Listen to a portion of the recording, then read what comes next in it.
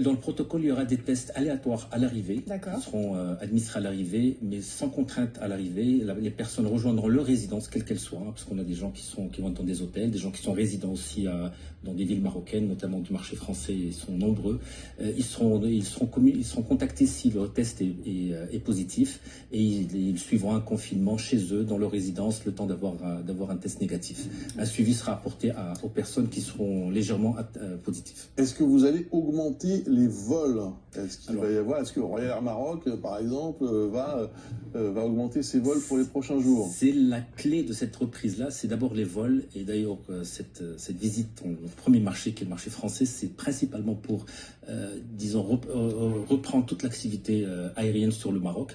Certaines est déjà en place. Vous avez parlé de Air France, la Royal Air Maroc, Air Arabia, des compagnies Transavia aussi ont déjà mis de la capacité.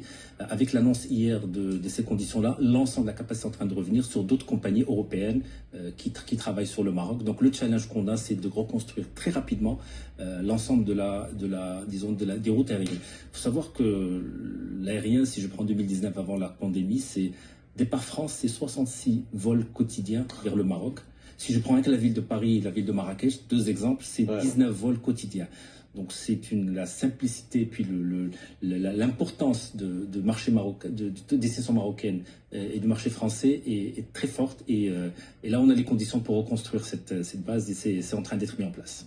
Petite précision concrète, si on est de nationalité marocaine, est-ce que ça simplifiera peut-être les choses? Les conditions s'appliquent à l'ensemble des voyageurs, quelle que soit leur nationalité, à destination du Maroc.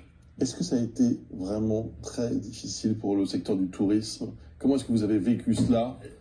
Comment ce secteur-là a-t-il pu survivre à cette crise? Difficile, oui, ça l'a été. Et en même temps, ça a montré une résilience qui était incroyable de ce secteur-là, qui est un véritable savoir-faire pour le Maroc. Nous sommes première destination africaine depuis quelques années, 13 millions de visiteurs. Rien que sur le marché français, c'est 4,2 millions de visiteurs avant la pandémie. Il y a un véritable savoir-faire. Les professionnels, que ce soit les hôteliers, les agents de voyage, les guides, l'artisanat, l'ensemble de l'écosystème a pu se maintenir. Il y a eu aussi une aide qui est très forte qui a été donnée par l'État au tout départ de cette pandémie. Donc l'État marocain a soutenu le secteur par de l'aide sociale, par des apports il y a un plan d'urgence qui vient d'être aussi mis en place il y a 2 semaines. Et il y a aussi le tourisme domestique qui est d'abord fort. À la veille de la pandémie, c'était la première clientèle des hôtels, c'est pratiquement 32%, c'est du domestique, et qui s'est renforcé pendant cette période-là. Il y a une solidarité qui s'est créée, et ça a permis de garder à flot. Et c'est pour ça que le lundi, c'est pas une réouverture des établissements, c'est un accueil qui va être fait, parce que les établissements, la plupart n'ont pas fermé, ils vont continuer, que ce soit les restaurants, les hôtels, l'animation de manière générale, à continuer à fonctionner. Donc lundi, c'est un accueil qui se prépare, et avec des conditions sanitaires qui sont au cœur d'abord du dispositif d'accueil, mais aussi de l'écosystème. Oui, le Maroc a été absolument très, très précautionneux. On voit de très belles images. On y est presque. C'est vache de nous montrer ça. Oui, je suis comme ça. Il y a un vol à quelle heure? Lundi, il va y avoir un vol très tôt, je pense. Réservez votre vol pour ça. Il faut le réserver. Mais justement, on profite de votre présence sur notre plateau. Est-ce que vous pouvez nous conseiller une petite destination pépite, un endroit peut-être auquel les Français ne pensent pas toujours? Alors, ce qui est fort avec le marché français, avec les voyageurs français, c'est qu'ils explorent l'ensemble de la destination Maroc. Et puis ils sont découvreurs. Il y a des destinations qui ont été découvertes, qui ont été mises en avant par le marché français. L'ensemble des destinations sont là. Il y a certaines pépites aujourd'hui qui sont plein croissance. Je parlerai de Dakhla, qui est une des destinations clés, avec une connexion directe de Paris. Pour le surf,